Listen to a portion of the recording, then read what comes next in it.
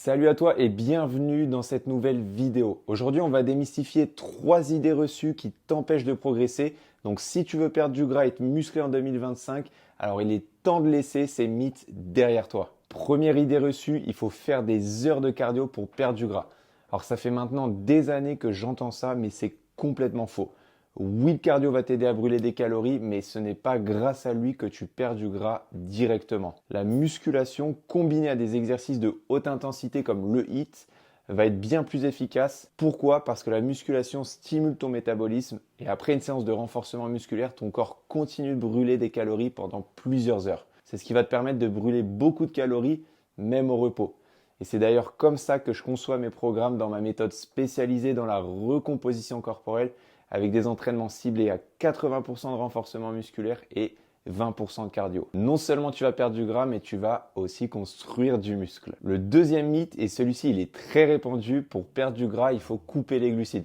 Alors c'est vrai que les féculents, c'est une source de calories importante, mais les supprimer complètement, c'est une grosse erreur. En fait, il faut voir les glucides comme ton carburant. Un peu comme l'essence pour une voiture, les féculents te donnent de l'énergie pour t'entraîner et récupérer, tout comme l'essence de ta voiture te permet d'avancer.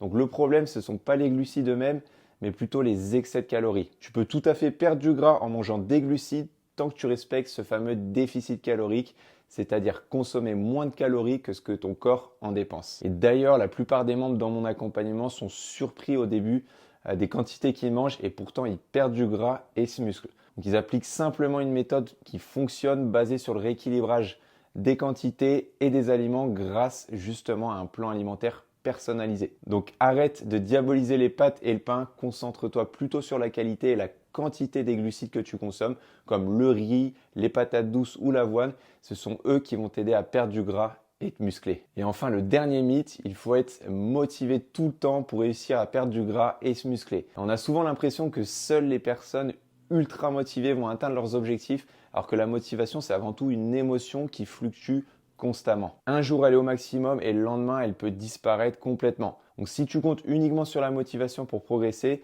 tu vas te décourager dès qu'elle sera en baisse. Et tu as déjà dû entendre parler de la fameuse discipline. C'est elle qui compte réellement et qui va être le moteur de ta réussite.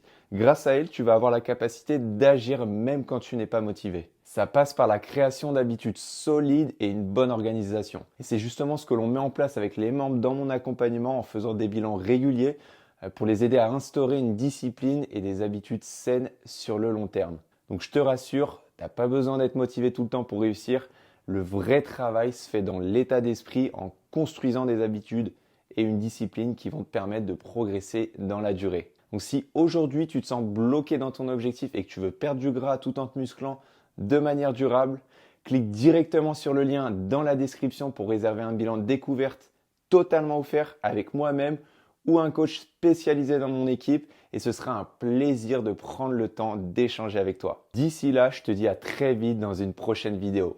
Ciao, ciao!